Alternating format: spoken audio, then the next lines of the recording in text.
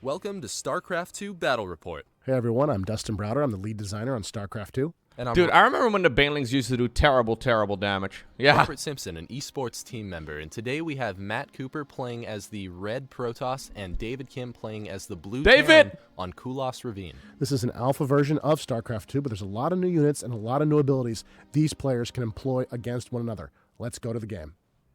This is a match of StarCraft 2 Alpha. So I don't think that this one was publicly available to anyone. This is apparently David Kim, who now started his own studio, by the way. Pretty cool. Going up against M. Cooper. So I think those are probably two Blizzard employees. Anyhow. Here is Matt Cooper in the lower right hand of the map playing as the red Protoss, and all the way across the map, across this huge battlefield, is David Kim playing as the blue Terran. I already love the fact that we have about 15 frames a second. 15 frames a second is apparently what we're doing here. Anyways, Kulas Ravine. Pretty big map. I don't think anyone would really consider it, you know, huge in 2022, but... This is on Kulas Ravine. This is a new map for our alpha version of StarCraft 2. You can see there's a very narrow choke point allowing access into your base, and you've got this very easily defended expansion up here where you could build another town and try to gather more resources. This area... That's Dustin Browder, by the way. He's the guy that made all your favorite RTS games. He called it a town. I kind of love the fact that he called it a town. That's really nice. So I'm trying to figure out where your next town is supposed to go on this map. Because I remember playing on Kulas Ravine, but this is not the version that was on the ladder. Area is protected by these rocks. If you destroy these rocks, you can get access to this area. So you see, in order to even to get up to that area, you need to destroy the rocks inside your own base.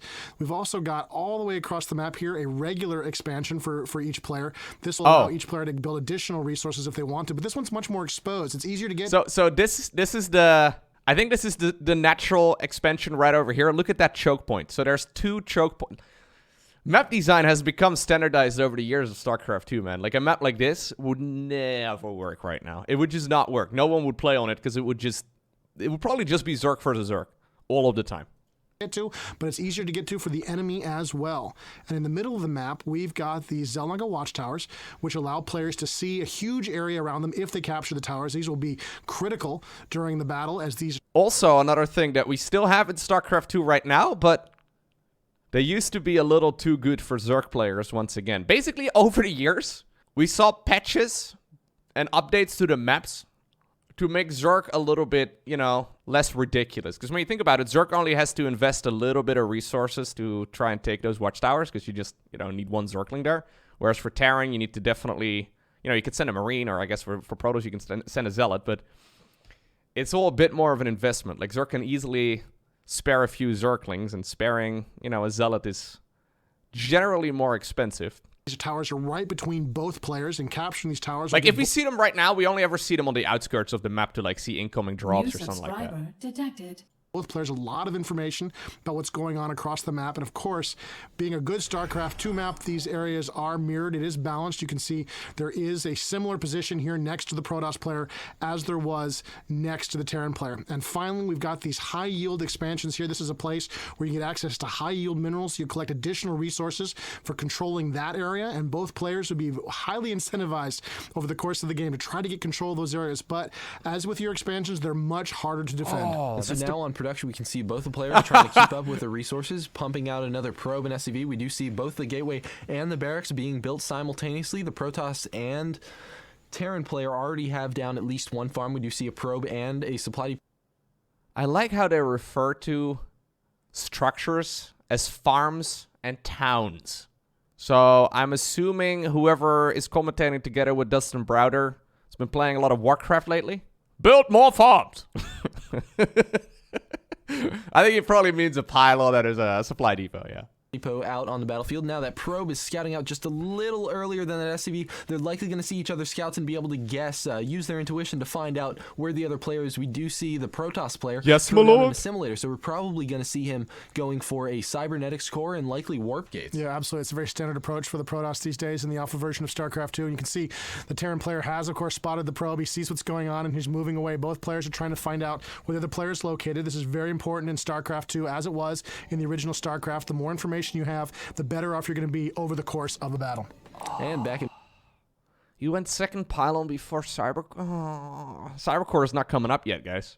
Matt Cooper's base, we do see that assimilator is absolutely finished, and he's already mining from it with a total of 3 probes. So he's trying to get the most that he can out of that assimilator. Now we see that gateway hasn't started producing anything yet. Cybercore is overrated. No, I don't think it's overrated. Cybernetics core. He's relying on the size of the map here to protect himself. He's not building any ground troops because he knows it's a long distance from his base to the enemy base. So he's going to rely on that and hope the enemy doesn't get here anytime soon, allowing him to tech up a little bit more quickly. And the probe is able to make it over into the Terran base. We do have that Marine laying down a ton of pressure on him, and he's going to pull back that probe. Is it going to be able to regenerate its shields? I'm not sure. What's also funny to me is that casting has definitely evolved quite a bit since this point, right? Calling a Marine gunning down a probe, tons of pressure, is a little funny. Anyhow. If it's going to survive, is the Marine going to be able to catch him? Oh, and it's looking like... No! What are you doing? Protoss player is moving him around. He's able to get just enough shields back to take another couple of attacks from that Marine, and he's able to outrun him and make his way into the Terran base. This is a big deal. What a great move by... So, wait, just to clarify, that's not a bunker. It looks like a bunker is building right over there, but that is actually a tech lab, according to this screen right over here. David Kim, by the way, also not adding on the orbital command. This is what I shout at, you know, when I cast viewer-submitted games all of the time.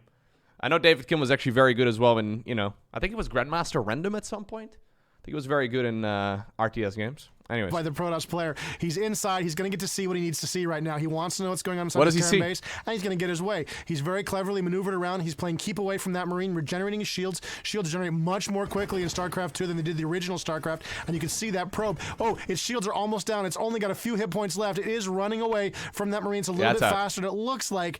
Unbelievably, that probe is going to successfully dodge that Marine, scouted that entire Terran base, and get away all at the same time. Now, the Terran player on the other hand was able to see. Yeah, these are the pre-stutter step days. It didn't take long for Terran players to figure out that you can animation cancel, right? And like actually gun move, right? You can stutter step. Didn't take very long. Get his SCV I think that's a Stalker on the production tab. Yeah. The Protoss player's base and scout around as much as he can. And now he's pulling out before too many units get out there. We do see that the Terran player is going for Marauders, which is pretty bad news for the Protoss player at this point because he did just build the Stalker. Yeah, absolutely. So the Stalker is a great... Oh, and it looks like that probe almost got caught again by the SCV, but it does manage to get away, and here comes the Stalker. Now, the Stalker is a very dangerous Protoss grounding. It can shoot ground and air, and of course, it has an ability to blink, which allows it to teleport anywhere it wishes to go within a short distance. Now, the absolute perfect counter for this unit is the Terran Marauder. It's a heavy ground infantry unit that fires concussion missiles, does a lot of damage to armored units like the Stalker. Yeah, so interestingly enough, the UI is definitely more reminiscent of StarCraft 1. I guess it's the wireframes and the way that units take damage and, you know, the font as well.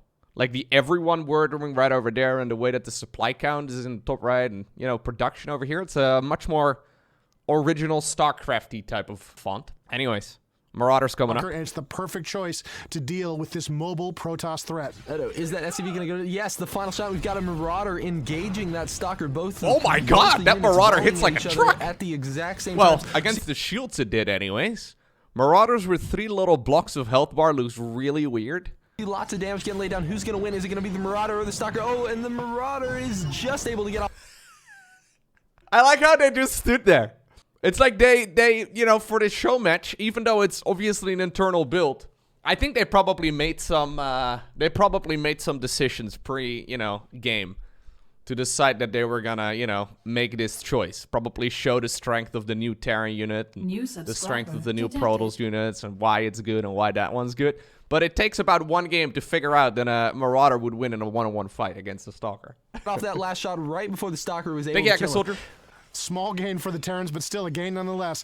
As he takes down that Stalker that was threatening his base. Dude, that's a huge gain. You should just go across the map. Expanding. He's got a no shield batteries in production down at the very bottom of the screen. He's probably going to fly that up to that plateau just south of his base, where he will be able to harvest safely. And the Protoss player may be unaware of it for quite some time, unless he gets some flyers out to have a look at what's going on. Meanwhile, back in the Protoss base, because there's a lot of teching going on, a lot of resources being laid down here. Looks like he's got some more gateway. I think the observer can't click on the minimap because he keeps scrolling back and forth, back and forth, back and forth. I guess clicking on the minimap was either not implemented yet or Yeah, they just didn't use it. Ways on the way. He's got another simulator going down, and he's got a Twilight Council, which will allow him to build Immortals. It'll allow him to detect Dark Templars. It's really a gateway. Sorry, I know I keep pausing every 3 words, but the Twilight Council allows him to make Immortals? Where you build them out of? The gateway? For a lot of choices for the Protoss. Allow him to build charge on his Zealots, allow him to move much more quickly. A lot of choices coming out of that building, so we're going to see what the Protoss decides to do once he gets that tech in play. And so here David Kim has taken advantage of his ability to lift off and load a few SCVs into that command center and land them right on that high ground expansion. Oh, and the Protoss player, it looks like, has built a proxy pylon, as we've come to call it, in this StarCraft 2 alpha build, where you actually build a pylon closer to a player's base so that you can warp units in. I like how proud he sounded about that. A proxy pylon. We're coming up with our own words now, man. Oh man, it's beautiful. It's like J.K. Rowling making up her own, you know, her own universe. We've come to call it a proxy pylon. That's beautiful. So he can warp in units right there in the middle of the battlefield. This will significantly cut off the amount of time it takes. Hey, look, it's just a regular Terran versus Zerg build. Other than, I guess, the... Okay, you know what? Triple Tech Lab. Triple Tech Lab. Protoss player to move across the battlefield. And we had the tech console up there just a second ago, and we saw that the Protoss player was researching charge. This will allow his Zealots to move much more quickly, allow him to catch, hunt down, and destroy those Marauders. And looking at the resourcing, we see both players turned all the way around even in the resourcing. So it looks like it's still a very, very close game. And there's the proxy pylon in operation. You can see. Ooh, that sentry looks really funny. All those forces just warped in there out of nowhere. Yeah, it's very Reavery. It's very Reavery. It's like a fish skeleton. It's like one of those, not even like a fish, like one of those, what are they called? One of those ancient vertebrate creature things. Yeah. Looks like the Marauders don't want to fight them quite yet. They're going to back up. Hope not to be seen, but they are seen. Now, the Stalkers are going to take some damage from the Marauders, but it looks like the Terran player is really taking a beating. And oh, wow, he's pulled one Stalker back, drawing the Marauders' fire, drawing it away from the stack, and the Protoss player wins the battle handily. What an excellent move by the Protoss player. It's really all about controlling units, getting the most warping in reinforcements. 3 Zealots coming up is what's incredibly important. Now, back at the Terran base, the Protoss is trying to make a push in there. He does see a couple Marauders out. Oh, he sees. Oh, Davey! Let's go, man! 2 more Marauders show out from behind the Terran's base, and the Protoss army is absolutely overwhelmed. We're going to see those Stalkers just get mauled. Yeah, he would love to escape at this point, but those concussion missiles do slow down units that are hit by them for a short time. It really means that there really was no hope of escape there. All the Protoss could really hope to do at that point was do as much damage as they could before they were taken down. And here is the Protoss response to the Marauder. He's got a bunch of Zealots in play. He's going to warp in a bunch more. These guys are extremely dangerous against the Marauder. The concussion missiles don't do nearly as much damage against lightly armored targets like the Zealot. And it looks like the Zealots might be able to chase down and kill these Marauders. Ooh, and we're going to see those Marauders are hot on the tail of all those Zealots. Whoa, and it's looking like those 6 Zealots are feeling extremely zealous and are going to move right back in there and try and chase Get it?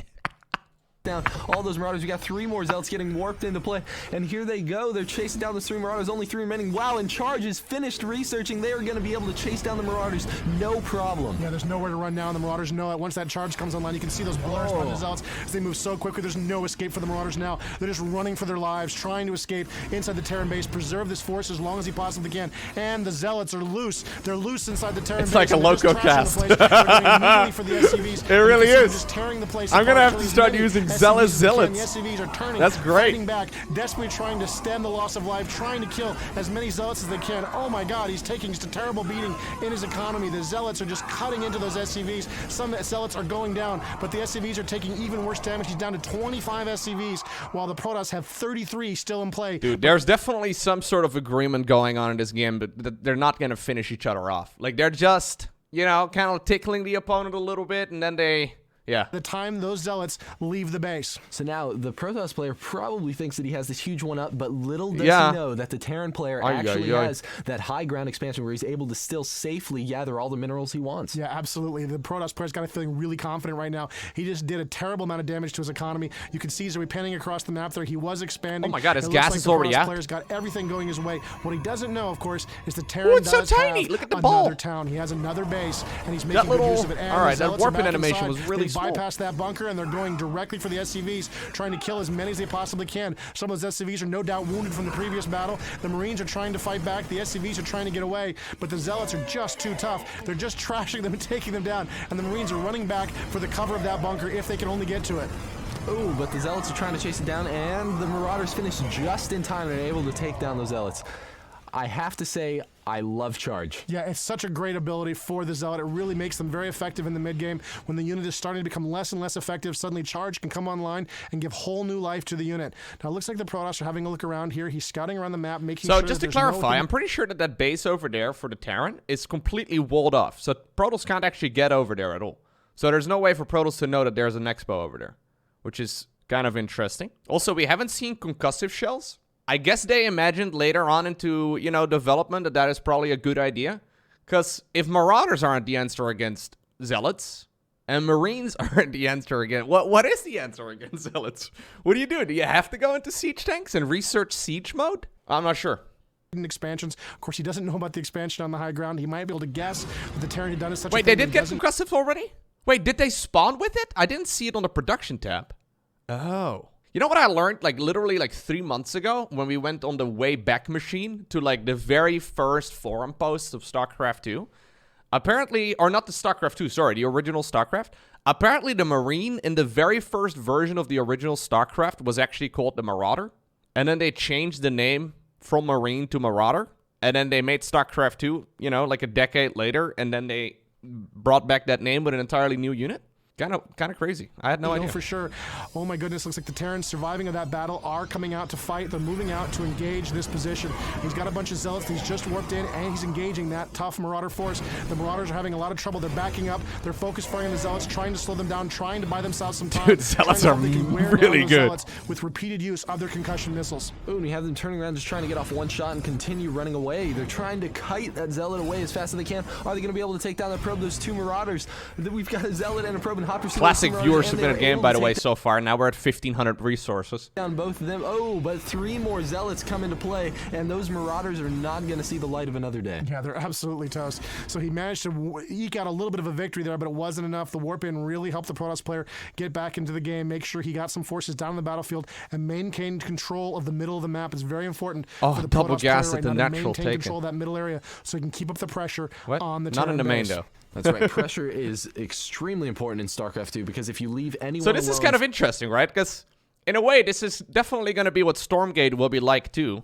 Like, this is in some ways very similar to the way that Wings of Liberty launched, but it is very, very different in many, many other ways too.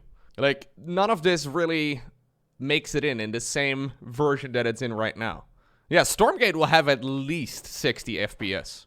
That's like 45 more than this one. You can get steamrolled. Yeah, absolutely. Now, it looks like the Protoss player has managed to expand here. He is going to bring up some additional... Did he just probes chrono from his boost his other main gas? base, and he's going to try to use that base. You guys see that? To get some I more don't know. resources. He's also got a robotics facility up and running too. The unit, or sorry, the structure skins, though, do look mostly the same. I think they got rid of some of the glowy effects on some of these things. But Robo Facility... Yeah, Twilight Council... Double Robo, by the way. Anyways. All of this is basically identical. Skins right here for the probes are also the same. Actually, as a matter of fact, he's got a Colossus on the way. He's built the support facility for the Colossus, and it's going to be coming out. This is a very dangerous unit. It can be upgraded to have siege range. It can move up and down cliffs. It's got a powerful area effect beam. It's not a great weapon against the Marauders, which is kind of a shame because there's a lot of Terran Marauders on the map. If we did see a higher number of Colossus working together in unison, we could absolutely see those Marauders get threatened huge. But, I mean, he's not really planning on killing the army. Right now, all that this Protoss player wants to use those Colossus for likely is to take out that expansion now that he's found it with his Observer. He's just seen it with that Observer. This is a flying cloaked unit for the Protoss that allows him to fly around and see what's going on, detect units, and you can see that he's got it up there, up that cliff. He's seen what's going on. He sees the expansion, and now he knows that what he thought was a winning game is not going the way he was hoping it would. And so now he's going to have to move to engage that expansion. And he's bringing over some Zealots. No doubt he'll bring over his Colossus. What's up with these rocks, by the way? And try to break through those rocks. Are kind of ugly. The Terran player has control of that watchtower, so he can see what's going on. There's a watchtower in that base? Like, that base wasn't already OP enough. Once those rocks go down, the Zealots will be into the Terran base. And the Terrans are trying to break through their own set of rocks. He needs to get up there to protect his base. Who will break their rocks first is the real question right now. Wow. And the Colossus is in. It's attacking attacking the Terran base. It's driving off those SCVs. SCVs are running for their lives. While Don't lose the Colossus, stalking around, please. trying to do as much damage as he possibly can. He's running as What are we close to doing? those Marauders as he can. Oh god, look And at this that! Colossus is a It's little like too close to pissing that on those Terran army. units. It's trying to get off some shots. It's going to get off a few shots. That and was then really it's painful, dropped but by those tough Marauders. Ooh, and it's looking like Matt Cooper was just a little bit distracted, possibly by seeing all of these Hellions run past his proxy pylon. in Line the them up, center of his please. map. We can see those Hellions laying down some Oh, they have damage, little trying baby to take fires. out Oh, as never mind, it many got of the longer. probes as they possibly can. We do see Huh? a Stalker getting warped into play, going to lay down some pressure. The Hellions. Oh, are I gonna try guess to if it move around. hit, I guess in this version of StarCraft, if it hit a unit that was close, it only got that much flame. But if it hit a unit that was further away, it would like get the full extension. So I guess in this version, you probably wanted to target fire down the last one, or maybe it didn't have AoE at all. I don't know. over towards the natural. Oh, and that Colossus there. Those Hellions do not stand Oh yeah, they called it food here too. That's kind of funny. They didn't call it supply yet. a chance. Yeah, those Hellions are going down to the Colossus and the Stalker. Back into the Terran base. The Zealots are in among the SCVs once again, doing as much damage as they can to the Terran economy. Just tearing away. But that's a lot of Marauders. That's a lot of Stalkers in the way, and the SCVs are fighting back as well. You can see one of the Stalkers is brought down by combined SCV and Marauder fire, and the few Protoss survivors from that failed assault will limp away to safety. The Observer remaining overhead to watch what goes on inside the Terran base. So fortunately enough for the Protoss player, he does still have that proxy pylon up there, but unbeknownst to him, on the production menu, we can see that the Terran player is researching Cloak, which is going to be devastating versus anything Was on he gonna the cloak? Protoss force because he Wait, doesn't was he have gonna cannons cloak? placed around his bases. Absolutely. And so the Terrans are researching Cloak for their Banshees. The Banshee is a very deadly air-to-ground Okay, gunship. that's- They can do a lot of damage to the Colossus, a lot of damage to a lot of other units. He really needs more observers in the air. If Thought he's for a gonna second we're gonna have like cloaked Hellions or something. spot those cloaked Banshees. And it looks like the Terrans are feeling like they can make a push here. He's bringing in his Hellions. He's bringing his Marauders, his Marines. This is a small but deadly Protoss force, but he is backing up, trying to buy time for his units. Oh, It looks God. like some of his Zealots have gotten stuck behind the battle lines there. Oh, the Colossus goes down to mass Marauder fire, and the Terran force is doing terrible damage, just trashing that Protoss position, tearing up his Stalkers, tearing up his Zealots, and there we go. Only 2 Stalkers left. Both go down simultaneously. Just some great Wow. micro by the Terran player. And it looks like that proxy pylon, which has been so great for the Protoss player throughout the game, is finally going to go down. That's right. And over here we do see a couple Stalkers. They're The looking Stalkers to are pressure. smaller, aren't they? Like, I can't quite pinpoint what the problem with the Stalkers is, but I think they're, like, skinnier or something. Like a little bit... That the Terran I think high they're ground smaller. expansion, because they know that your enemy getting free minerals is never a good thing. Yeah, absolutely. So he's going to move in here and see what he can do. But there is a Banshee in play. The Stalkers are pretty strong against the Banshee, but the Banshee gets a couple of free shots in before the Stalkers move in, and you can see it's just not going that well for him. He really needs to micro Yeah, that, a lot of that the units- Stalker away, but he models fails. are The Banshee final, does though. survive. Will no doubt be repaired. Oh, wait, he's researching... So he made a tech lab on the starport, but he's researching the cloak right over there New instead. subscriber detected. Oh. Are these Bronze League heroes? Well, they're probably pretty good at the game at this point. They're probably top 5 players in the world at this point of the game, Sanjon. Anyways, thank you for the 18 months. Yeah, they may very well be the Serals of 2008. And when was this video uploaded? It doesn't tell me. This one was 12 years ago. Anyways.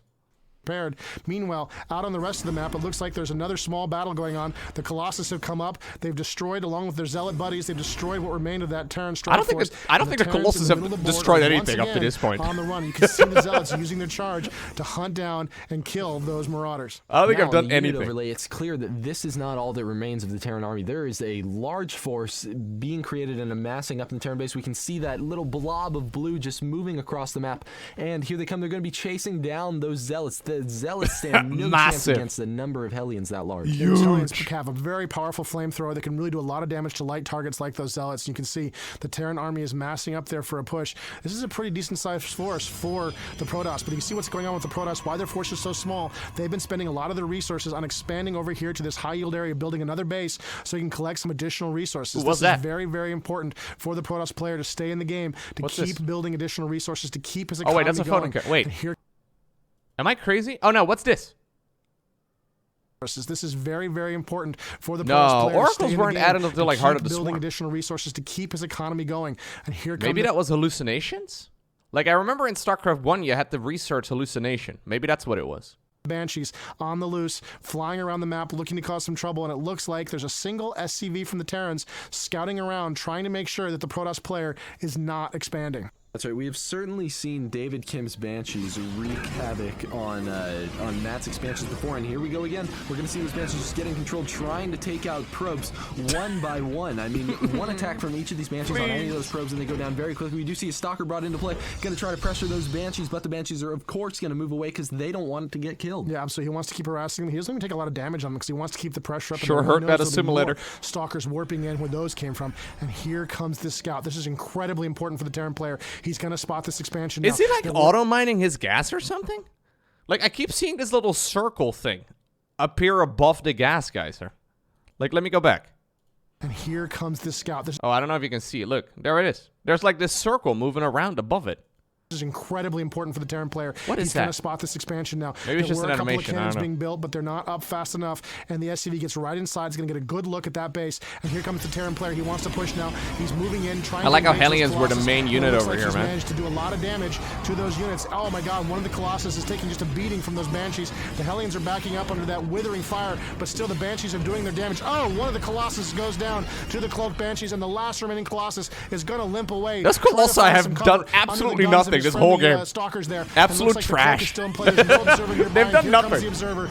The observer's moved in. Now the Banshees can be seen, and one is destroyed.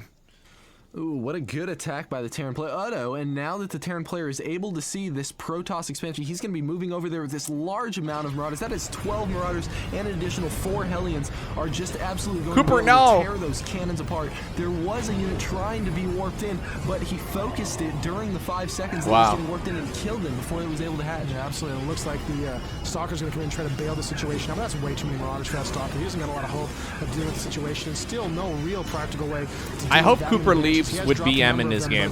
but it looks like he has lost I hope all he the says Stalkers, something and about now the Terran Colossus OP. is trying to get to a position where it can fire at the Marauders, but it's just taking a pounding from those Banshees, and this base is going down. I don't There think I goes could the cast Nexus. the game That's saying just the too many words Marauders doing taking a tons and pounding. tons of damage, especially to buildings, just tearing Maybe up I the could, place, I don't know. While the Protoss I'm too desperately much of a scramble to 12-year-old. stay in this game. Now, meanwhile, the Terran is just going to build another expansion. He wants to keep this one up, so he's just going to build another command center. Whoa, And you're right.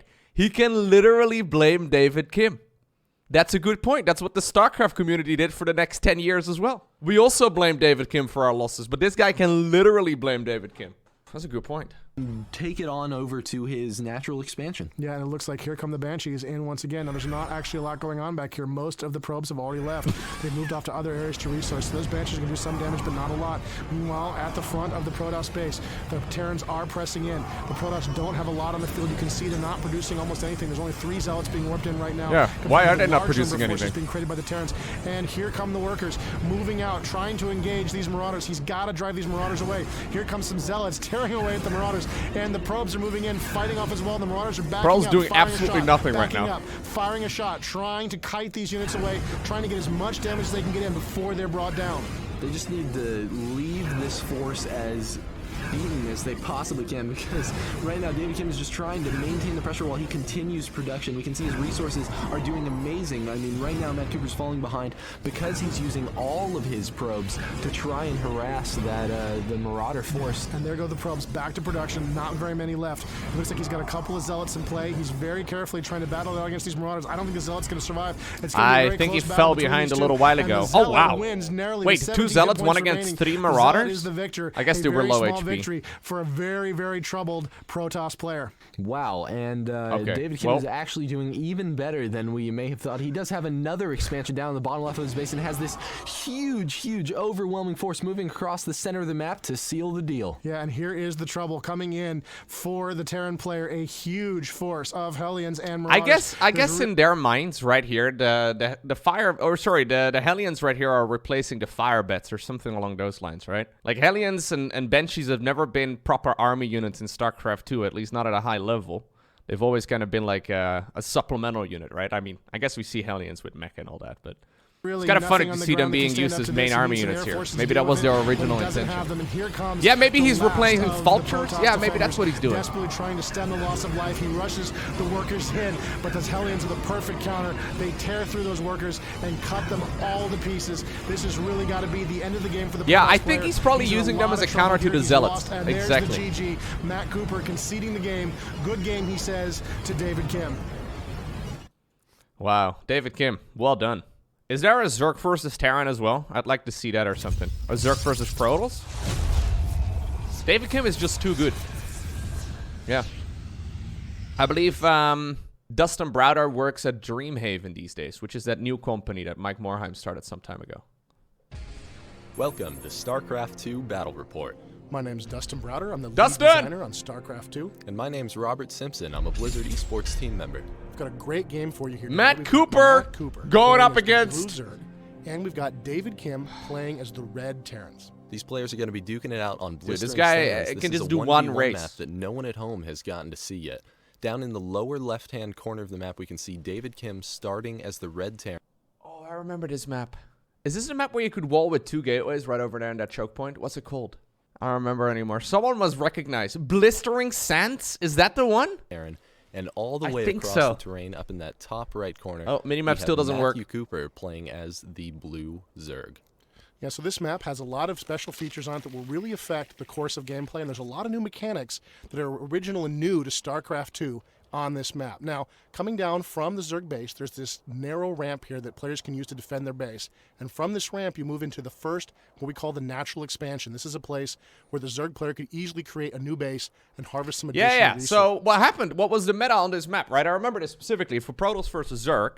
I think Whitera was one of the first people that I ever saw do this. Basically, you would, as Protoss, rather than building off your ramp in the main base, you would build your very first pylon over here, and then make a full wall off with 2 gateways up the front, and then just rally in zealots. Now, you can't really see the distance, but, like, the Zerg's choke point is right over there. So, like, it's it's pretty much right there. It's like going for a proxy, but you actually defend your natural. It's great. Courses. There's a very small choke here the Zerg player can use to defend his base. And as we move out across the map, we'll see there's other opportunities for both players to expand. More rocks. There's David these Kim rocks loved, that are or guarding this sorry, expansion. Dustin You can Browder destroy loved these rocks. with weapon Yeah, fire he loved in order rocks. to get access to these yellow crystals, which are Wow. worth a lot more than the blue crystals that are in the players' bases. There's also these Xel'Naga watchtowers, which players can capture with a single unit that gives them vision over a wide area of the map. These are very, very key to understanding what's going on the so you map. can see the and be able to crystals. Scout your enemy's movements before he moves to engage you. And like any good StarCraft map, it's mirrored on all sides. So you can see there's another rock up there with some more yellow crystals, and over here, Yeah, man. there's an expansion for the Love Terrans, those yellow a small crystals. choke point that leads back up into the Terran base. David Kim's throwing down his first barracks as he sends that first SCV out to try to scout Matthew Cooper's base. Yeah, and that SCV is going to move past there. He's going to see that Overlord flying overhead, so he knows the other player's playing as the Zerg at this point, and he's going to move in and see what he can What see. is Matthew Cooper inside the up to Zerg these base. His days? first scout is very, very important. And here comes a drone moving gonna down, Google it. trying to create a fast expansion. And here he goes. It's looking like that SCV is just going to miss that drone. We can see that Matt Cooper was saving up his minerals to try and get the fast expand. He does have a wiki page. He was an associate balance designer for StarCraft 2, and he's currently working on hero design for Heroes of the Storm. I don't think that's what he's currently doing. No, I don't think that's what he's currently up to. And down, and it looks like David Kim moves away. He doesn't see this expansion, and Matthew Cooper seizes the opportunity and places that natural expansion. What a great move by the Zerg player. That SCV could It's a Cerebrate. totally have blocked that drone from making that hatchery. The hatchery cannot build where the SCV is standing, so the SCV could just hung out there and blocked that drone from making that hatchery. Instead, the drone sneaks off, hides in the back, and he's able to make the expansion, put the hatchery in play, and the SCV is reduced to just scouting around inside the... Oh, I found him. Apparently, Matthew Cooper these days works at Meta. He's dividing metaverse systems. All right.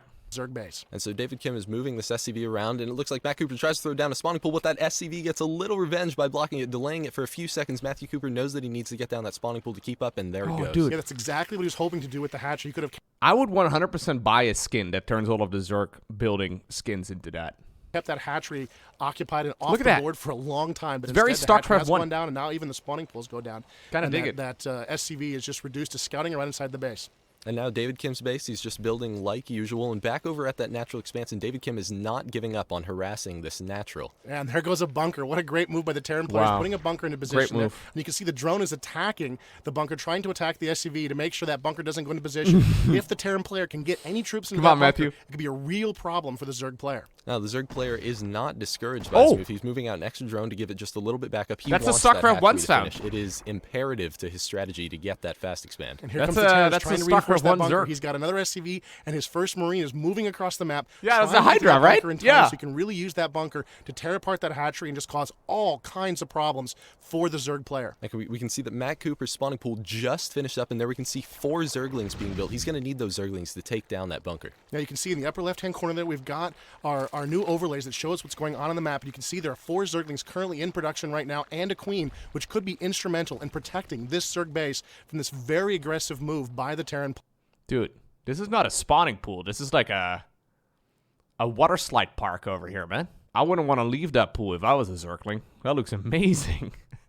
You can go like, phew, it's like a spawning cupcake. Yeah. Player. And Matthew Cooper is going for Banelings as well. We saw him put down that extractor a little bit earlier. He now has some gas. He's getting those Banelings started. They deal absolutely enormous damage to ground units. And there, the one Marine has gotten into the bunker, and the bunker is being repaired by the SCV, and the Terran press is Can we on. spend the creep is larva on the expanding around natural, bunker, please? But it's not going to be enough to really stop this bunker from doing a lot of damage. The Zergling, 4 Zerglings is not enough to take down that bunker, so especially with the SCVs in the area. So he's going to back away. Zergling and move to a counter. position Look at here their little where he can hops.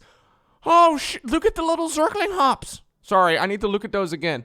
the area. So he's going to back away and move to a position here where he can block any additional They're like bunny hopping across the map. reinforcements from moving to engage against this bunker. He doesn't want any more There's Terran Brenda, forces to get in man. here. This is the OG Brenda. She was a little skinnier back then. These days, she's a little more sophisticated. And help this bunker out. And you can see those Zerglings are dancing back and forth on the left-hand side of your screen while the Queen dances around looking for an opportunity to come in and strike at this bunker. And here's some Zerglings moving in. Not quite liking the look of that. They need more reinforcements than that. Moving away to a chance where they can move everything in to attack the bunker. Now, Matt Cooper's moving in with everything all at once. Right as his spine crawler is just about to finish up, he is going to lay down too much fire. The spine crawler is behaving like a sunken colony. So it's poking at the ground, and then I guess it's like supposed to like poke back up over there. It's like a one-shot lurker type of thing, like an impaler, I guess. That bunker for those It's a weird SCVs to handle is tentacle-looking looking thing, man. like a relatively large loss for David Kim. Yeah, he's taken out that Marine and he's taken out that bunker. And it looks like the Terrans. Now, what I really want to see is how much money does David Kim actually have in the bank. If it's more than 500, I'm gonna be sad. of sort of an early victory here against this We can't expansion see, have but- been dashed. The Queen is in play, and the Zerglings are free, loose, moving across the map. Now we can see the Queen taking advantage of spawning those extra larvae on that hatchery. We just saw them fly off of there. Back over at David Kim's base, he has continued production as usual. He does have a second bunker down, and he's going for 2 tech labs in addition to the Merc compound. Yeah, David Kim probably reduced the bunker build time after this game. That is an old school StarCraft joke, man. If you have a quick little look at the Bunker Wikipedia page, can we find like the original version of it? Bunker, Wings of Liberty, and Heart of the Swarm. For some reason, David Kim could not stop touching the build time of the bunker. So from 40 to 30 seconds, from 30 to 40 seconds, from 40 to 30 seconds, from 30 to 35 seconds, from 35 to 40 seconds. It was just constant adjustments to the bunker build time. I think this is probably when he internally also lowered it a little bit because his bunker rush failed, where he meant, you know, to make one... What was one Marine going to do anyways? What are you going to do with one Marine? We could see some Reapers out here. Yeah, the Merc compound allows him to upgrade his Marines, but it also enables him to create Reapers, which is a small, fast, jump jet-equipped infantry that can really... Oh, and here comes the Zerg trying to push in. The Terrans bring up a few SCVs as reinforcements, and the Marines manage to drive the Zerg back. The Terrans have managed to hold their choke against This what might feels have so been much more a like very StarCraft dangerous 1, raid by the Zerg. right? That's right. That was too many Zerglings for just Like those 4 StarCraft Marines really to try. came, or StarCraft 2 really came into its own at some point. Like this feels way more like Gotta hold off. StarCraft So we 1. did bring up those SCVs as a little reinforcement. We do see a couple Banelings being morphed into play over here. Those Zerglings are able to evolve into Banelings, which are little guys that roll around and explode for tons of damage. Yeah, they do a lot of damage to small... Is that the Reaper grenade? It looks like it. units like Reapers and like Marines. This could be a real threat to the Terran player, especially if he remains. Well, there's like in 6 that units. choke in I an don't think area it's that's that much of a small. threat, man. Those Banelings can do a lot of damage. He doesn't see the Banelings. He doesn't know the threat he's in here. He's just dancing out, trying to push the Zerg back, and the Zerg are backing Ooh, away a look at the little thick bit, trying boys. to get the Terrans to draw away Ooh, so they the can really Banelings use are really those thick. Banelings and Zergling to just tear them to pieces. Now he's trying to keep all these units occupied while his Banelings get into position. Here he goes. It's looking like he's moving in, going to try to use those Banelings to deal some terrible damage on that Terran player. Oh, and he manages to avoid the SCV. What a great move by the Zerg player. He's moving in. He's trying to find the perfect spot, and there he takes out a couple of Marines. What a great move. And it looks like the Marines are running for their lives now, trying to get away. He's got 1 Marine, 1 SCV on the run as he tries to get out. He's got 2 Reapers in the base, but it's looking very, very bad for the Terran player right now. Sorry, I saw you guys writing Joey Ray's bar like 7 times in the chat, and I wasn't sure what you were referring to. But there's literally Joey Ray's bar right over there. I'm not sure what this is supposed to be. Is this like the academy? Like a StarCraft 1 academy or something? Like, is this where you do your research? Is this a Merc compound? I guess so. I don't remember that. Right now, as the Zerg move in for what could be the kill. If those banelings are... It's a Merc compound? You needed it for the Reaper? Oh, okay. Yeah, Reapers got changed entirely, man. Reapers had like 17 adjustments as well back in like Wings of Liberty. Like right now, for example, you also do need a tech lab in order to make a Reaper. I know at some point you needed like, I think a factory out to go for a speed upgrade inside of the barracks on the tech lab for the Reaper. It was... able to get around into the SCVs, we could deal huge economic damage to David Kim, but it's not looking like they're going to be able to get there because he places his Marine perfect. We have a couple of the Reapers laying down some cover fire. Will that Baneling be able to take out both of those Reapers? No, only one of them goes down. He still has the Reaper and the Marine to defend. What a great move by the Terran player. He uses one Marine to block that position between those two barracks, and it prevented the Banelings from getting in and doing what they really wanted to do, which was get into the SCVs. They could have just done tons of damage to those SCVs, and instead, the Terran player gets away relatively free from that attack. Can we go and he's moving Zergling to a speed? position here where he's not going to be able to do a lot. Now, the Zerg are moving their spine crawler up to defend their base, and it looks like he's preparing for what could be, what he's worried might be a counterattack at the same time. Okay, I see why they changed it at some point. So, 2 of those are more spine crawlers. This is a lair. I guess at this stage, everything just had the same building button, or the same building skin. He is putting down a Roach Warren, which is going to allow him to put roaches on the battlefield. Wow. He's making one more. Okay, one of those was Roach Warren. I think one of them is like a spine crawler, and then okay. The Terrans continue to move out and try to keep these Zerg away from his base. Now all these Zerglings here are just too many for a couple of those Marines in the SCV, so he brings the Reapers as backup. Will those Zerglings be able to surround the Reapers? No, one of those Reapers in the back only had 10 HP. Due to David Kim's fantastic positioning, he was able to keep that alive and keep David the pressure Kim. on. And that's a lot of Such Zerglings fantastic on the field right now. We saw a positioning. Terran bunker going up there by the Terran choke point there. That'll be a huge help for the Burrow. Terran. He's really going to need that. Meanwhile, we can see here in our overlays that the Zerg are researching Burrow, which could be a very effective weapon for the Zerg to continue his harassment of the Terrans. One Reaper scouting around trying to see what he can see. What a mistake. He's been surrounded and destroyed by the Zerg, who right now have complete control of the entire map. Ooh, what a futile loss for David Kim. Futile indeed. It certainly wasn't worth anything. So we can see that David Kim is going for this command center. He knows that there's he needs rocks to in the expand back of or the main else base Matt on Blistering Cooper's gonna sense. pull ahead Yeah. on that economic And you can advantage. see here the Zerg are trying to break through these rocks that are a backdoor into the Terran base. At the same time, the Terran player is very, very aware of this threat. He knew this was a possibility the minute those Zerg moved away. And he's moved to SCV over here to create a supply depot where he can watch these David rocks. Kim And map now hacking the right Terran here, man. player is very, very aware Can't of the believe danger it. of these rocks being destroyed. He's going to bring some Reapers up and try to defend these rocks so that the Zerg don't break in. And Whoa, they destroy his sailed entire down that base. rock. So these that Reapers are ledge. able to hop off the cliff and pressure those Zerglings, and they're going to run away and try to hide behind the bushes. Those Reapers don't want to go behind the brush. He doesn't want to move past the brush, absolutely, because the brush is something that blocks line of sight and it prevents the Terran player from using his full range to his full advantage. So instead, the Zerg are going to move past the brush and burrow to sort of hide from the...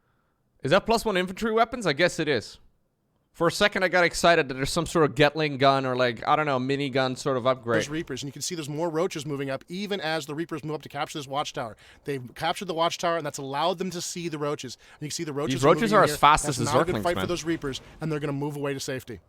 Those Reapers need to get away as fast as possible, so they're going to go down. We have a couple more Roaches, and the Zerglings are coming in for a surround. That one lone Reaper just happened to make the wrong kind of jump, and here he goes. He's getting pressured down. Will we see that Reaper fall? No, it's looking like he's getting away with just 5 HP. Unbelievable move. He managed to skate away from that Zergling attack and save that Reaper. He really needs every unit on the battlefield right now. The Terran player's in a lot of trouble. He's got Zerglings, he's got Roaches, he's got Banelings out on the battlefield. If we're going to wait for one Baneling, he's not in that much trouble anymore, dude. They're attacking the rocks at will, and they're continuing this relentless assault on the Terran base. Now we can see that David Kim is going with even more Reapers to try and give the back of his base even more backup. He does not want Matthew Cooper getting in that back door. Yeah, he really can't let Freaking Matthew Cooper, man. Here to try to engage.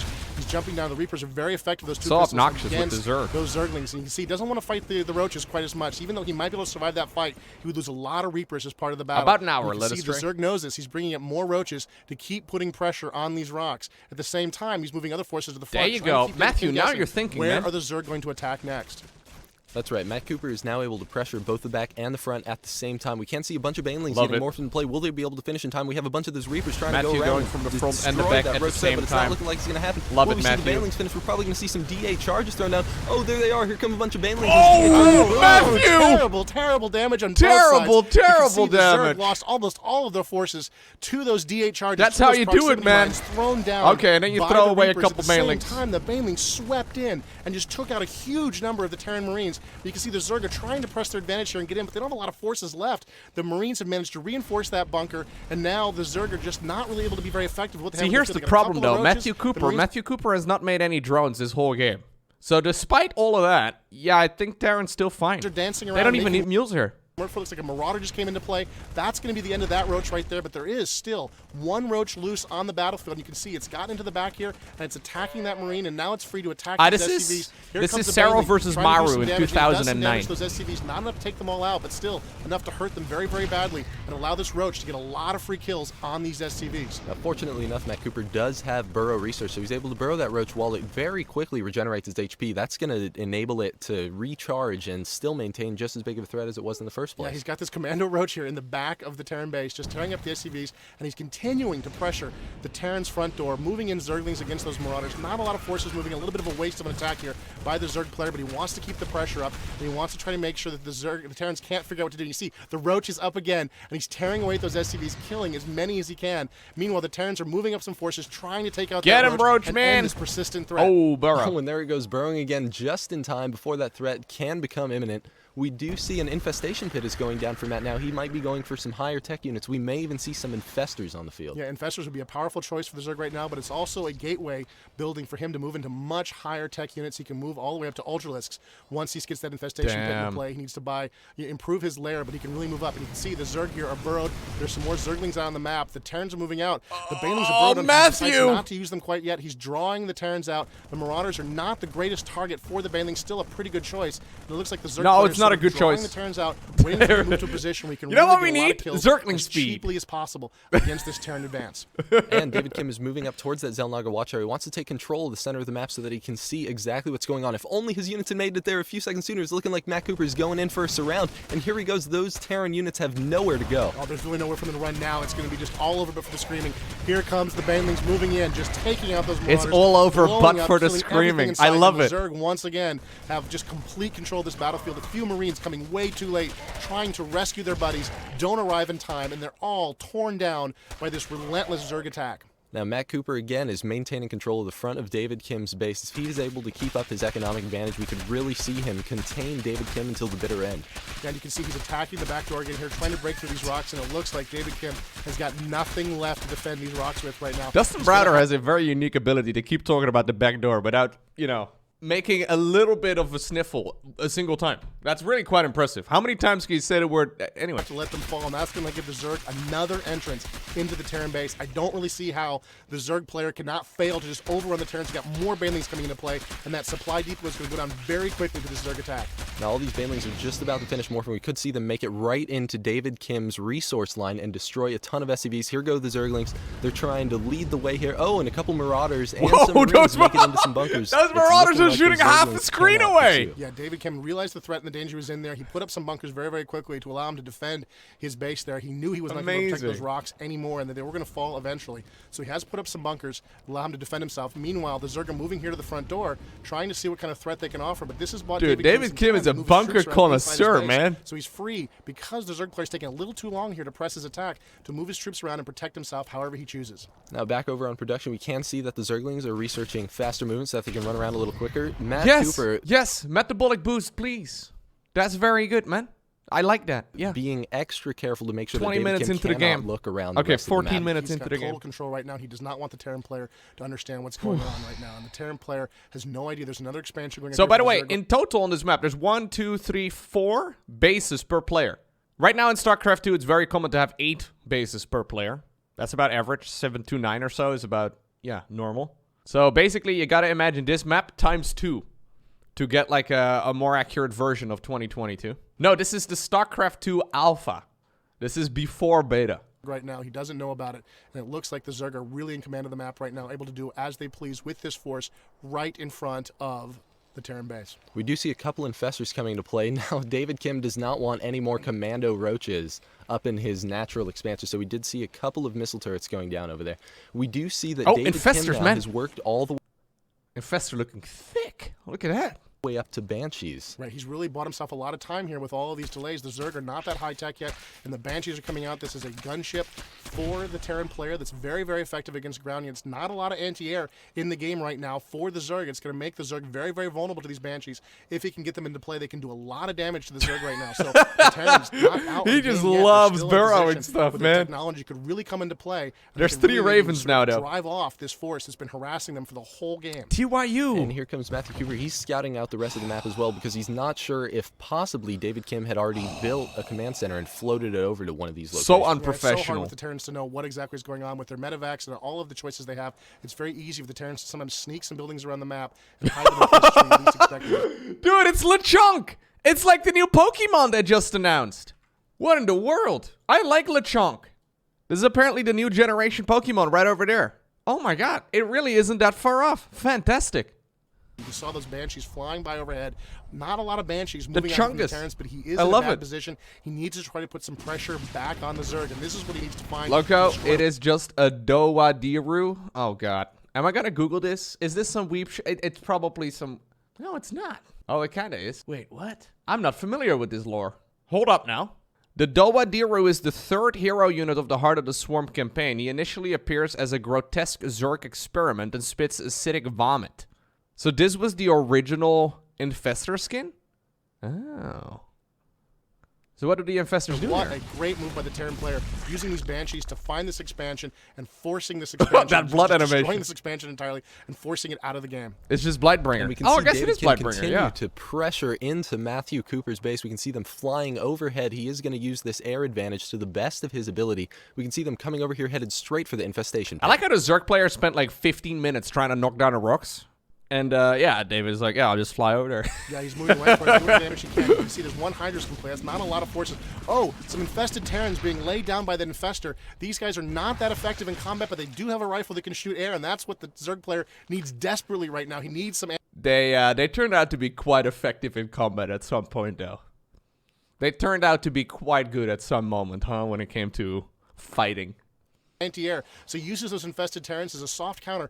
They literally got rid of the unit. Here comes some Zerglings and Roaches trying to move out onto the map. They encounter the Banshees. They can't do anything against those Banshees, so they're forced to burrow and hide underground. Oh, and here comes some Nighthawks into play, using these new caster units, these new drone units for the Terrans. Nighthawks? Use these to cast a variety of Dude, different I spells don't against even the know Zerg. any of He's gonna be this. able to This is create auto great. turrets anywhere he wants. He's going to be able to use a new Nighthawks? ability called Hunter Seeker Missile, which moves very, very slowly. Oh, no. Does a lot I of hate the damage Hunter if Seeker you don't Missile. run for it. Another You can thing see they the got rid of. Banshees and the Nighthawks are sort of dancing around in front here, trying to see what kind of advantage they can get over this player. Oh, there's Matthew some became Marines. impatient. They got a whole bunch of Marines as these Marines try to move up to reinforce their air units. Now we can see from the back door we do have David Kim moving in a couple of Marauders, a few more Marines, and those Nighthawks are coming back into play. That means that Infestor's There they probably going to come! go down in just a few seconds because those Nighthawks are detectors. They can see that Infestor burrow Yeah, down so the ground. that's a lot of control lost for the Zerg player there. Now he does not have control of the front of the Terran base, and the Terrans are pushing out on the map, sort of doing what they want to do. They're backing up a little bit here, gathering their forces, but the Zerg player has lost a little bit of his board control. He was in absolute dominant control up until now, and it looks like the Terran player is No, he making a really little bit of wasn't, comeback here with his Nighthawks, his Marauders, and his Marines. Terran pushing barely out the lost board, trying anything. to see what kind of damage he can do against this persistent Zerg player. Now David Kim is moving into the long haul. We can see him building 4 more barracks, bringing them out onto the battlefield. We do see that Matthew Cooper's bringing in these Yeah, Hydralists, for what it's taking worth, down though, those bases do last forever. So now we're 17 and a half minutes into it, and the a main few of bases those are still Banshees. mining. These Hydralists are very strong against air units. Oh because my they God, do they're deal slow. 6 bonus damage per spine. Wait, did they just finish up their speed upgrade? Because I Very saw it strong against researching. area- No, I think it's just trying to attack the thing up there, and then it kind of derped out. I was going to Units say. because they do that's how deal slow they were 6 off creep bonus damage initially? per spine. Yeah, they're very, very dangerous, and that's the threat he doesn't want to deal with right now. So he managed to drop one Banshee. Oh, and here's a battle moving in against the Terran Dude, player. the It's a lot of Nighthawks, Zerglings man, and a way lot of Roaches moving overextended. in. And you can see the Hunter Seekers moving against the Hydras. Oh! Tons of damage against those Hydras as the They were Nighthawks so back up, dumb. trying to avoid the worst of the damage. And it Hunter Seeker missiles were in the game for an embarrassing amount of time. They basically replaced all of the units of the Raven over the years because it was so silly. Like, basically what you could do is just sit there and just, you know, make sure you could max out on Ravens. There were plenty of people that did that as their primary strategy. There were like 200 minerals, 200 gas, so you could just, you know, make a ton of static defense Terran player is going to lose this battle. They did a lot of damage to those Zerg forces in the fight. Yeah, So point Matt Cooper's defense moving drones back as up towards well. the front of the base. He does not want to lose that contain that he had on David Kim. It's very, very important to keep David Kim as contained as possible Why? in his base because Matt Cooper, as we can see, has been falling behind on unit count. Yeah, he does not have a lot of Right, units right but now. like He's he has a little nothing behind to on the resources capitalize as on well. the 2 A base. little bit of an aggressive move by the Zerg player. Yeah, that was not a good move, and he sees it right away and decides to back away. Those Hydras are upgraded. They're moving more faster than they would ordinarily. fast. It gives him an advantage. You can see there's one SCV scouting around the map, managed to take it down, and here comes the last Banshee taken out by the Zerg as it looks like another battle is about to begin here in the middle of the board. Now we have a few more Marines and those Nighthawks coming into play. We're going to see some more Hunter-Seeker missiles there we because go. they are so effective. Oh, Here comes everything one across dies. the map. Oh, Kinda like was a not good disruptor. news for that Roach. Yeah, it took a lot of damage on those Roaches, but still, the Roaches regenerate so quickly. I'm not sure he got a lot of gains. Here comes another one moving in, and you can see the Roaches get don't plenty like of it. They're gains, dude. trying to get away. He's not sure if this will block it or not. He burrows and tries to block it. Doesn't work. He takes the hit from the missile, and it looks like the Zergers are dancing around in front of the base here, trying to do what Matthew, damage they way can. ahead of Hydras, meta, of course, man. would love to get a shot off at those Nighthawks and take them down. And the Marines, a little too aggressive here, are going to encounter a lot of Roaches, and they're going to encounter a lot of Zerglings. Ooh, but David Kim is prepared with some backup. He's moving in now 5 Nighthawks into play. We can't see Matt Cooper trying to focus down those Nighthawks. We see a couple more Hunter-Seeker missiles. They're able to take down 1 unit each, and they do some splash damage, so it makes the rest of the units much easier for those Marauders and Marines to take out. What a great use of the Hunter-Seeker missile. This is a new ability that just went in a couple of weeks It's ago. so Neither stupid, player's right? quite Yeah. sure how to deal with it yet. You can see the Terran players using it very, very effectively, just tearing up this Zerg force again and again and again with these Hunter-Seekers. The Zerg player, of course, needs to sort of press the attack. He's trying, but he needs to be able to successfully press the attack so the energy on those Nighthawks doesn't regenerate. The Terran player is getting a lot of bonuses right now because he gives a lot of time to regenerate the energy on those Nighthawks. So he's getting off a lot more Hunter-Seekers than ordinarily he could be expected to get. Now, the Terran player, using all of that space that Matthew Cooper is giving him, now has a second expansion in addition to having almost double the amount of workers. He's got that no Matthew orbitals. Cooper Where has. did those See, come Overlord from? tried to spread creep there in time to prevent the expansion, but he missed it by a little bit, and the command center does go down. It looks like the Terrans are now on the push, moving up Wait, we're not towards gonna the Zerg talk about base here. that. Here come the Zerg with a lot of Hydralisks and a lot of Roaches trying to tie these guys down. You can put down an auto turret, try to do some additional damage here to the Zerg Maybe forces. you The made Zerg them in a are back natural with and in the an old Banelings. main, but Here come the Banelings in, moving against those Marines that could do just terrible damage to them. And you can see he's using Micro very effectively, feeding 1 Marine in at a time, slowing them down with auto turrets, really, really trying to stop the worst of the damage of those Marauders. He does a lot of damage to those Banelings.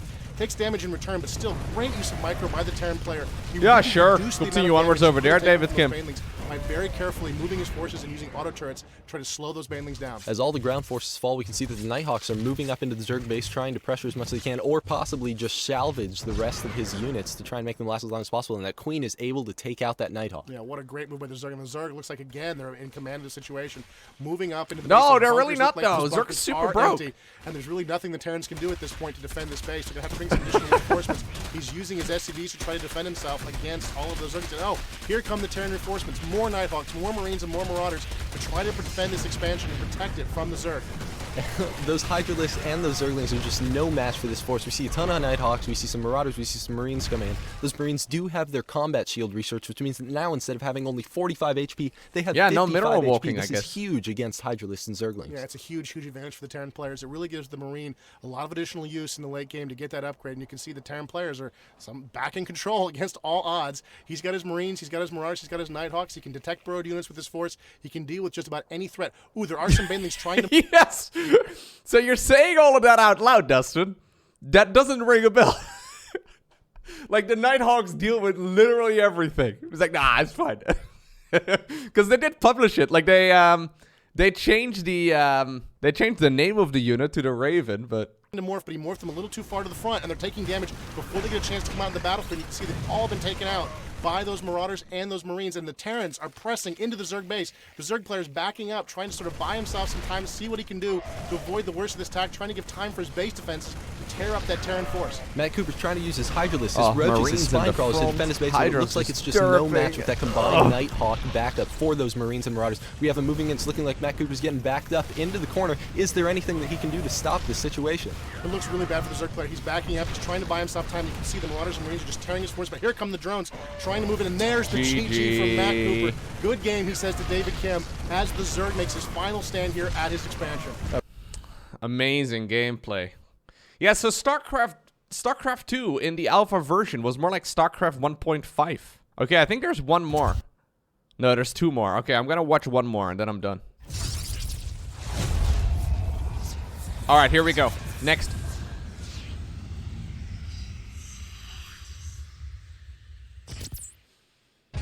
Welcome to StarCraft 2 Battle Report. My name is Dustin Browder. I'm the lead designer on StarCraft 2. And I'm Robert Simpson, a Blizzard esports team member. We've got a great game for you here today. We have All right. a battle report between David Kim is Young Becca's Holy Terran. as the blue Protoss versus David Kim as the red Terrans. They're going to be duking it out on Lost Temple. The map name may sound familiar. Yes, Matthew is it no longer has here. been redone for He was StarCraft too 2. weak. This is a We've classic swapped map him from out. the original game that we've done a few additional tweaks to for StarCraft 2 to get some additional game planet. We've got two bases here. We've got David Kim here on the right-hand side as the red Terrans. And you can see that these players are very close together as the bird flies. There's a very small amount of space As the separating these bird players. flies. Oh, I love it. Move Sorry. across the map, we can get a look at a few of the features which will be key to this game. There's a very narrow choke point leading outside of your base. It's a great place to defend. Okay, There's sort of this an area this where you can already looks significantly more like conventional, right? That little ramp right over there, standard wall-off distance over here in the net actually, you too. can very easily expand your base to get some additional resources. Yeah, I remember and Lost another Temple too. Choke point to defend a wider choke point this time, but still something you can. Oh yeah, dude. So I gotta address this real quick. There was a high ground in the natural. So what you could do is literally land a siege tank right over there, and guess what? You could kill your opponent's mineral line. So build orders on this strategy, or build orders and strategies on this map would mostly come down to players trying to get units up on that high ground, building missile turrets and everything there too. defending- It was so defending attacks. stupid. There is some high ground here that you can sort of. There's hope also to, two island bases, by the way. There were so many Terran favorite features back then, man. use It's against crazy. your enemy one way or the other. You can sneak some forces there.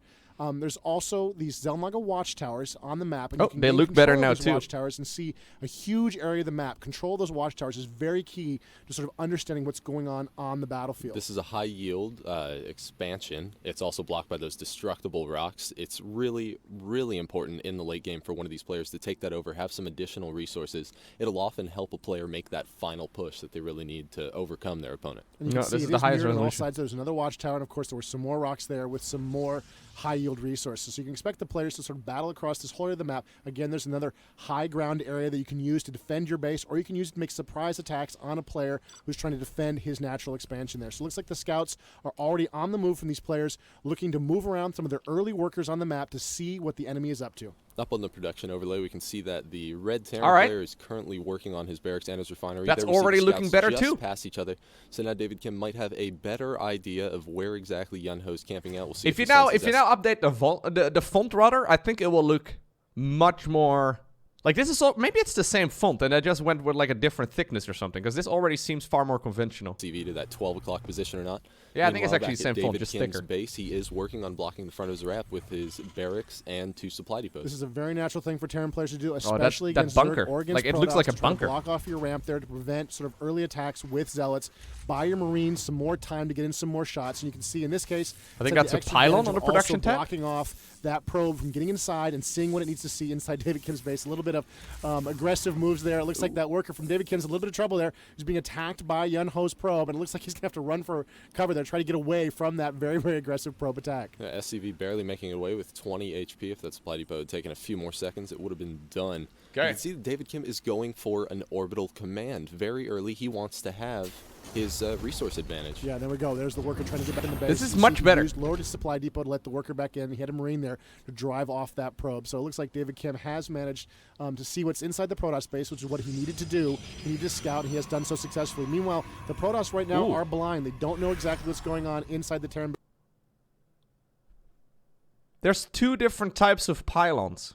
Oh yeah, SCVs have 60 life. That is a lot. I don't remember like a second type of pylon. Base. There's not a lot of possibilities at this point, but this only becomes a An bigger obelisk. issue later on. He needs to see what's going on inside so he can make smart tech choices. Whoa. In Yunho's base, he has gone for a single gateway and obelisk as well as a cybernetics core. This does mean that he's going to be going for stalkers and warp gates relatively early in the game. What is the obelisk? They're going to be very effective against Marines. Yeah, he really needs to get the Stalkers into play. They can really dance around the Marines quite a bit and do a lot of damage. So the Marine player needs to get Marauders I on know. the The field. probes look funny to really because of it. counteract that threat. And of course, David Kim has seen that cybernetics core. He knows the danger. He knows the possibility. He'll have the counters in play. Meanwhile, the Protoss player still has not seen inside the Terran base. base, so he's not exactly sure what's going on. You see the Terrans take control of the watchtower very briefly. Yeah, this game there. looks fun. I want to go buy it. Zealot came in and drove that Marine off, and the Marine's just trying to keep away right now. He doesn't see the Unironically, danger looks fun. of the approaching second Zealot, so now he's in a little bit of trouble. He's going to have to try to just run away as fast as he can, taking a hit there as he turns a corner, and here the Zealot is sort of moving around, trying to drive this Marine away, and you can see David Kim being very clever. He's just pulling that Zealot out of action. Oh, a little bit of a misturn there, and he gets cut down. Back in David Kim's base, he has lifted off his barracks, replaced it with another supply depot, so he can maintain the block on the front of his base. He's also built a factory and used an existing reactor. He had lifted off that factory, landed on it, and built 2 Hellions. This means that we could see some very no Widow early Mines, resource harassing. no Yeah, Cyclones. Very, very dangerous none of against the Protoss. The Zealot in particular can't do a whole lot against them. The Hellions are just too fast. They can shoot, they can back up, they can shoot, they can back up, and the Zealot really just has to run for it. Now try to get back to the safety base. And the Stalker's that was some ugly micro. The Stalker will allow him All right, to he's going chase to get and it shoot up those eventually. Hellions. but- Even the Stalker can't keep up with the speedy Hellions as they just dance right Researching around the Protoss siege mode? forces, right up into the Protoss base, closing quickly on the probes, and the probes What does are the forced Obelisk to run do? for cover as the Hellion close in and just trashing the place. Oh, with those target fire, flamethrowers. bro. David needs to maintain the pressure. He needs to be chasing those probes just a little bit faster. He's been stopping, using some flame onto the buildings. Oh, and one of his Hellions is taken down by the Stalkers. Yeah, take that Stalkers pylon. obviously trying to focus down those Hellions. He doesn't want to lose any more probes. I believe. Oh, that- sorry, you found what it does, North? Let me have a quick little look at your message. You found out what the Obelisk does? Oh, here we go. So this is not what it looks like over there. I am familiar with this thing right over here, though. So the Obelisk was in the late alpha stage of StarCraft 2, but was removed upon the release of the beta. It was essentially a more expensive pylon, performing the same functions, while also allowing the Protoss shield upgrades, and in certain builds, Proton Charge, allowing probes in a small AoE to collect 1 additional mineral per trip for 30 seconds. Shield battery, recharging unit shields, and Argus Link, a sort of shield battery but for energy. It was also known as the Dark Pylon.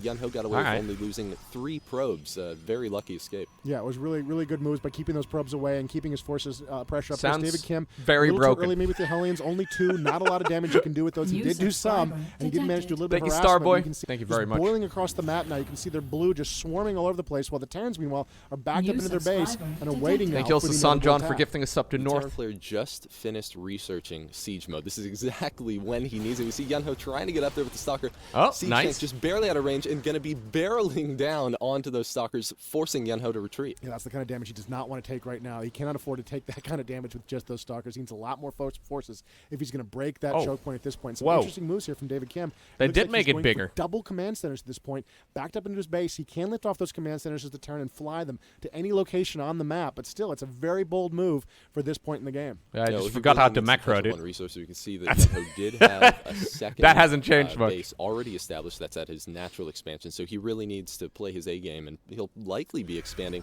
to the island expansion since he can lift off his command center. Yeah, this is what one Terrans commonly do on Lost Temple, both in the original StarCraft and in StarCraft 2, using the Terrans' mobility with their command centers to get access to some high-yield locations. The Protoss do have some strong air units they can use to try to harass those expansions, Void Rays in particular. But, you know, in a game like this where the players are so close together, it can be very difficult for the Protoss player to realize the danger, and in many cases that expansion will simply go undetected. Oh, and we see some Hellions sneaking all the way back behind Yunho's base. David Kim doing some very good micro with that medevac. I hear StarCraft 1 sounds all of the time. Getting range to kill, taking down a couple of probes there. He's trying to take down the nullifier, but no, he lifts off just in time once again. Yunho doing the best he can to stick on that medevac, but right now David Kim's micro is really just too much for him to handle. Again, David Kim drops 4 Hellions again in his base. 1 is taken down. He just barely gets away, practically unscathed. All he needs is some repair. Unbelievable. He manages to come in there, raid, harass that economy. That's I'm the pretty sure Protoss got the upper hand out of that exchange, but of economic anyway. advantage. David Kim needs to stay in this game at this point. He harasses a little bit. He comes back. He repairs up, and he's going to be ready in a moment to do it again. You saw some warp-ins from the Protoss player. They're trying to block this, but ultimately he just wasn't fast enough to deal with that kind of speedy threat. Using the Hellions with their speed, with their area effect attacks, and the flexibility of the medevac really kept him in the game. Now we got some real danger here. We got a couple of siege tanks in that medevac. Let's see where those things are going. Oh no, are we Something going saw where I think we're relatively going? often in StarCraft 1, they would use their dropships in combination with the siege tanks, and I think that David Kim's going for something very, very similar to that. I hate that especially island with the way base that so the much. Stalker fireworks. If a stalker Like, island gets off bases his volley only and the ever Terran benefit player is Terran, able right? to Like, it's pick literally off only that siege tank Terrans again that before benefit the from volley island lands, bases. that means the siege tank's not going to take Protoss it. hate him, Well, Zerg actually, hate him. This is something that really gives the Terrans a big advantage at this point in the game. If he can get those siege Only tanks to a benefits good position, Terrans. he can do a lot of damage. You can see the Hellions there harassing those Protoss. Bring players. back island Zealots bases, just a lot Lowko. less All right. effective. Oh, There's the no, landing not position, this. Moving up to a classic location in Lost Temple, getting control of the high ground, even more powerful in StarCraft 2 than it was in the original StarCraft. If you can't What? see No, those units, David, you can't shoot them, David, you can't see David. the high ground without No, some kind of don't tell aerial me they're all spotting. gonna You see the Protoss are in escape. a lot of trouble here right now. There goes a pylon, and the probes are forced to run away as the siege tanks just It's even pound in this range helpless of the expansion. Nexus And here's itself. the He's, Protoss response. like, super An far in the observer, back too, a man. fire cloaked, moves into play. The Terran doesn't know the danger. He doesn't know that he's there right now, and it looks like Blink is being researched, which is going to allow the Protoss to get to that It high still ground stinks. and It's get been at over a those siege decade. tanks. It Protoss still player is stinks. just biding his time until Blink is finished. He's trying to keep the stalkers out of the siege tank range. Obviously doesn't want to take any damage without being You can definitely fire. guess what the guy that played, or the guy that designed this map played, right? You can definitely guess what he liked to do. back. So Blink is going to finish likely in just a few seconds, and we'll see him use that observer to get sight up on the hill, and then blink up and and here it comes, going for the Oh, I thought surround Blink was on the still siege tank that a we long take way him off. down. We do see some extra splash damage from the other siege tank, actually No, damaging killed himself. him. And now David Kim. Oh my God, David, microwaving it's not a siege Reaver, tank. dude. This is amazing. Right, just trying to get some extra damage off there. He does manage to take some extra damage. He is getting worn down there a little bit, but he's doing a lot of extra damage as he goes. Oh, Hey, the that was siege actually tank is legit. finally taken out. David Kim Those were the making first legit most moves out of we've his seen, units there, guys. really That was doing a pretty lot of extra good. damage. An aggressive blink from the Protoss player gets in a few more hits on that medevac, and Kim's harassment here. The only problem now is he's got 1,500 minerals in the bank and 65 supply, or 1,500 resource, but it's okay. It's come to a quick end. Now, David Kim didn't really kill very many probes there, but he didn't No, need to. We he saw didn't him target. take down a pylon. We saw him take down an assembly. No, he didn't need to take down probes. But the real, I disagree. real money shot for David Kim at that point was that Yunho had to pull away his probes, so he wasn't mining from one of his bases. He's building a All of Thor. those workers not operating for that long a period of time is a real cost. That could be hundreds and hundreds of minerals lost by Yunho in that one exchange. And yes, David Kim also lost minerals and resources by losing I don't know what that is. those units, but it's difficult to say at this point where the advantage will lie, but it was still a really effective raid for David Kim, and of course it may he's force going for a Yunho nuke. to make different types of choices with his technology. Oh, later, that's the ghost just energy? to avoid a similar type raid. That makes the He's most trying sense. to establish map control. Yeah, see yeah, that you guys are David probably Kim right. is defended relatively well right now. He has a few Hellions. He does have some siege tanks, and he is probably unaware of Yunho's 9 o'clock expansion. Yunho took a second expansion, so It right looks now, to me like this is going to be a David Kim win, right? Did Blizzard really upload just games where Terran wins? he's going to have the resource advantage, but Really? he's also going to be able to Like, skid first out we have with these super Terran favorite maps, and then we get Terran wins across the board with their very first announced games of StarCraft 2. front of David Kim's base so that he won't walk into a sure trap. Yeah, this is what he needs to see. He's got the observer in position. The siege tank shooting Oh, away the Blink no. on the high ground. Allowed him to pick off a single siege tank. But No, of course, that there's a ain't it, cooldown dude. on Blink. He needs to get away. God. The Thors are closing in for the kill. Thors He with an buys out, energy and bar. there's the Blink. He got the Blink off in time, and he got away with the rest of his forces. Still, a little bit of a beating he took there for not a lot of gain. And here we see is another response from Yunho moving onto the board. This is a warp prism. This is a unit that you can use to transport units, but you can also use it to create a power field. And this is incredibly important. You could feed for back the Thors. Protoss, because You he can use could. his power field to warp in forces Literally. anywhere he wishes. Now, David Kim mysteriously has managed to maintain control of that one watchtower, so he may have seen that warp prism fly by. He probably was able to see that. We do see that David Yeah, Kim he's got is the island base, though. What are you gonna retaliating, do? Trying to Do you put a bunker up his planetary? base. We can see he doesn't want any stalkers getting there, harassing him anymore. And down in the lower right corner of the map, we see that warp prism has made it all the way into David Kim's island expansion. And there he goes, using that warp prism, putting it into phase mode, and bringing in some zealots. This is not good for David Kim. We see that harvester count just fall. Yeah, you can see David Kim's Oh my definitely God. trying to counter. He had 80 workers fight on back, 3 base? but they're going to take a lot of damage in this coming exchange. He may even manage to lot. wear down those zealots over time and take them out, but still, every worker dead is just vital economy lost, and you can see the damage has been done there. The workers do See not ya? manage to survive that attack. You lifted and the so command center fast. was forced to flee the battlefield with one unit and a handful of zealots. Yunho has just dipped out of there. destroyed an entire expansion and really put himself on top of the game. And David Kim's response is quick and brutal. Here come the Reapers jumping up to high ground before being chased off by the Stalkers. Yeah, Yunho's doing a great job of overall map control. So now he goes gold. Pressure onto that island expansion, Stimpec coming as well up, as by the defend way. his base from what could have been a very devastating raid. And we see Reapers moving through the watchtower area and pushing David over Kim's into harassment is Yunho's actually pretty 9 good. He o'clock just doesn't expansion. target Here they go, fire. looking like They could go for some cliff harass here. Oh my and god, that we just see used the speed boost. Stim on Reapers. That's going to deal absolutely massive damage. Stim Just on jumping up Reapers? the cliff as soon as the Stalkers warp into play, and they're able to take down a Stalker in just a matter of seconds. Yeah, and with no observers in the area, nothing you can use to see on the I high had ground. no You can't idea blink that to the they high even ground. You had can't that blink where once you upon can't a see. time. And so the Reapers are just dominating right now. They can get anything they can get at, they can destroy. They're They super only managed fast. to take out the one assimilator. Here comes an observer. Yeah, This is once upon a time, Reapers used to share a locker room with the Marines and the Marauders, right? And they, you know, they deal in you know, illegal substances apparently. But at some point, they apparently got the ghost treatment, and they no longer had access to the Stimpaks. Exactly what the Protoss player needs to counter this. Beyond new with Terran Stim player. He's gotta Reaper. get the observer over here. This gives him vision up to the high ground. He can blink. David Kim doesn't like the look of it. He does manage to try to blink down to jump down to do some damage, but it's not enough.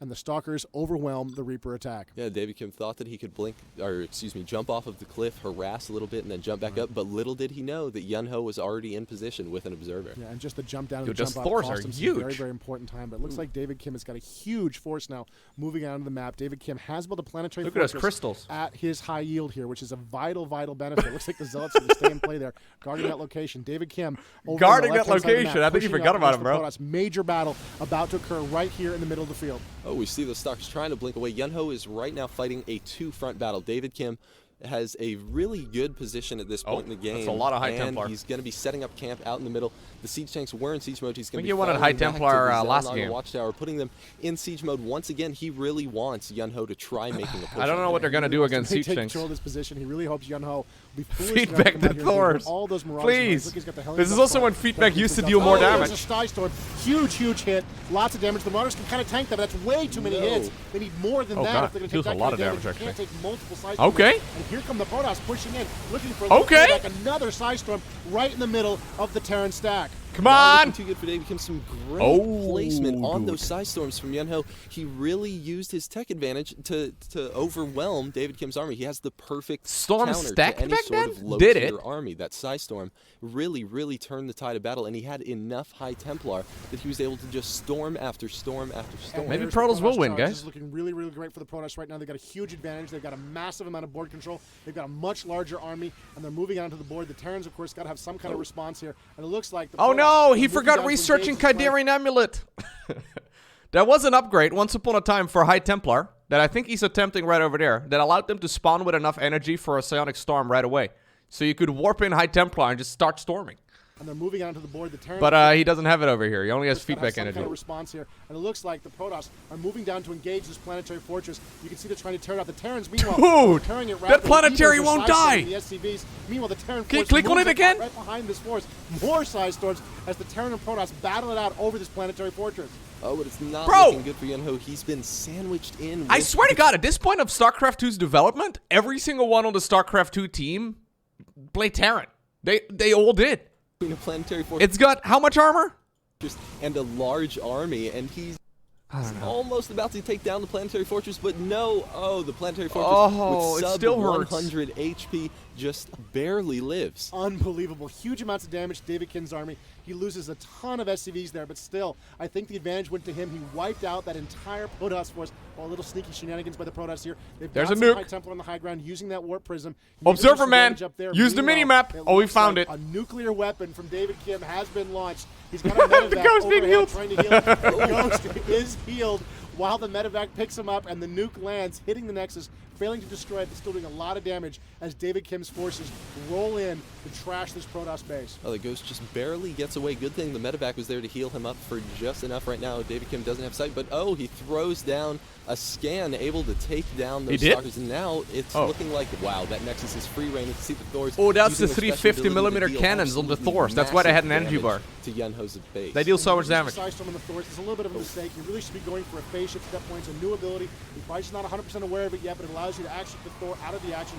For a Another short period of nuke, time. And this the time Colossus around is in the moving now. natural. Again, also not a great one against the Thors. But Oh, that choke point. Oh, can we look at the nuke observer, man? And the Protoss just powering through these Thors with all the wrong weapons, but he's got such a powerful economy at this point. He can afford to do Oh, no, he another took down nuke, the obelisk. dropping from David Kim, doing terrible damage to that Nexus as the Ghost is just continuing his constant harassment of the Protoss. David Kim's doing exactly what he needs to be doing at this point in the game. He needs to put pressure everywhere simultaneously. We can see that Yunho did have map control. Another nuke comes down, able to take down Yunho's natural. He currently only has one base on the left side of the map to gather minerals from. His main has been mined out. Unbelievable. The Ghost for the win as it closes in, dropping nuke after nuke on the Protoss base. And here come the Protoss, desperate for some blood here, closing in, using the Colossus. Dude, those Colossi do absolutely nothing. And the Marauders are going to simply be too much. Those Colossi were so bad. Power right through this Protoss force and just tear it to pieces. It's just far too many units for the Protoss force to deal with, and there's always the fact that those Another Marauders are win with very Terran, strong huh? against any armored units, which both of those Kind have of been suspicious. big. And another nuke. nuke. Unbelievable. As the Protoss desperately try to rebuild this base, you can see the warp-in going on there, trying to power down this Ghost. Can they get this Ghost before the nuke falls? No! The nuke lands. The Ghost hops David back Kim. into the medevac and makes good his Yeah, escape. the As that original one Ghost Bondra. continues his relentless one-man army attack on the Protoss. Undefeated. David Kim and his addiction to terrible damage has really paid off this game. And you can see the Protoss are in a lot of trouble right now. They've got a lot of workers idle. There's not a lot they can do. The Terrans are in control of the board right now. They're trashing any attempt by the Protoss to get another Nexus in the field. And he's got Another a nuke coming down right in Hey, thank you, exactly Echo. the right place. He wants to get the battle to fight here. The Protoss player may not have noticed the little tiny red dot. No, he has seen it, and it looks like he's going to back away. A nuke wasted, but still, it's bought the Terran player a little bit of time to try to get in position. He uses stim on his Marauder. At this space in the game, they were probably 25 minerals, 25 gas, man. Things seem to be pretty good for Terran at this point in StarCraft 2. Look at that sentry. Little baby Reaver trying to get some work done. Marauders and Thor for just a few seconds longer. The tide of battle really could have changed, but right now Yunho is No, I having don't a see lot where of it could have trouble changed, though. Keeping up anywhere on the map, he has been hit. Like, there hasn't been a single moment. repeatedly, again and again. Like, and he right just now, he's crashed even the been entire Protoss, or the entire Terran army with storms, right? Somehow, some way, it still did forced nothing. to remote mine from his natural expansion. He's really just trying to hold out at this point for as long as he can to see what he can do to keep back in this game. There are some tech choices that might get him back in the game. He might be able to get some Dark Templars out to really get him back in the game, but he's in a little bit of trouble right now. And there's the GG. He's decided he's not going to get to that tech advantage. He There it is, guys. David knows Kim David Kim has winning outplayed 3 him, out of 3. and it looks like another win, unbelievably, for David Kim. Wow. Amazing work by David. Yeah, so it's kind of cool. This is kind of like StarCraft 1.5. At least if you compare to where StarCraft 2 is at right now. It feels a lot more like StarCraft 1.5. It's a lot more reminiscent of StarCraft 1 in a lot of ways. Not just with the way that the game feels, I guess, and the pacing of it, but also just like the unit design and everything. It's very different.